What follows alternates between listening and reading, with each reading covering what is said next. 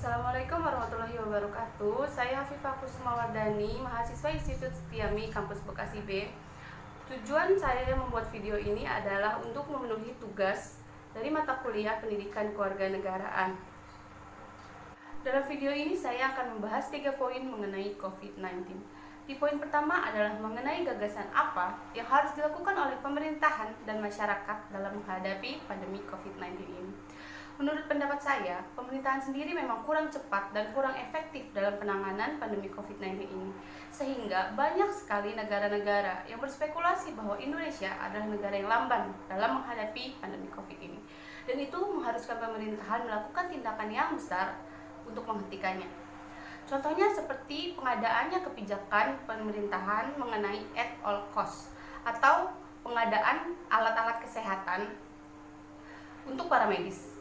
Selanjutnya adalah pemberian bantuan kepada masyarakat-masyarakat yang terkena dampak pandemi COVID-19 ini.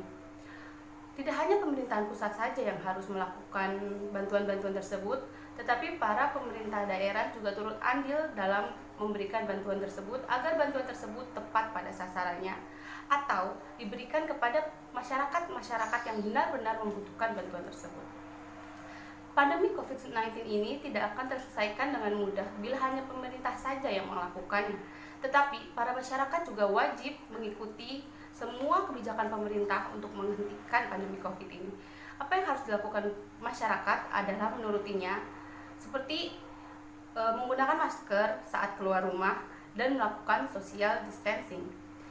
Dan para masyarakat juga wajib mengikuti larangan mudik.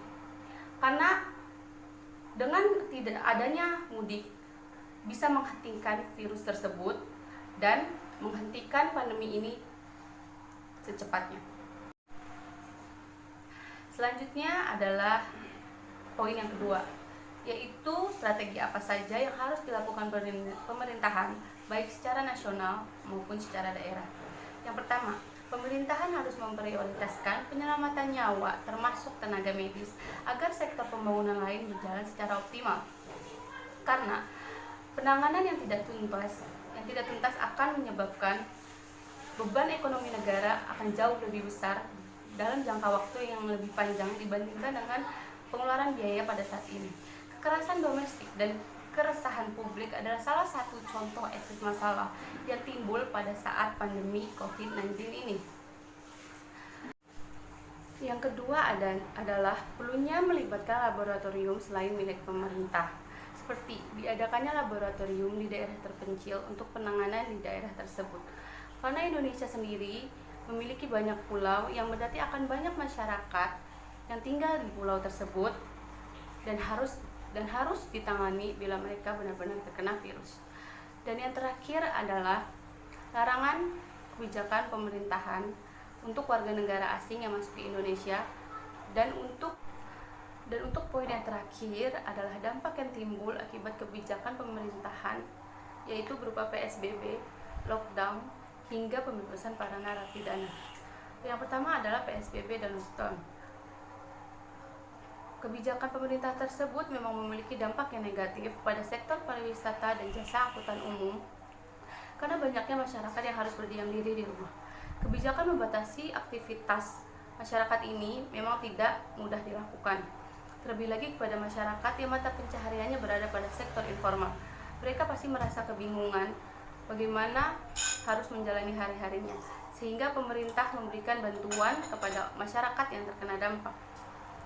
Selanjutnya adalah kebijakan pembebasan para narapidana. Menteri Hukum dan Hak Asasi Manusia Yasona Laoly memutuskan membebaskan sebagian narapidana melalui jalur asimilasi dan integrasi tak tanggung-tanggung.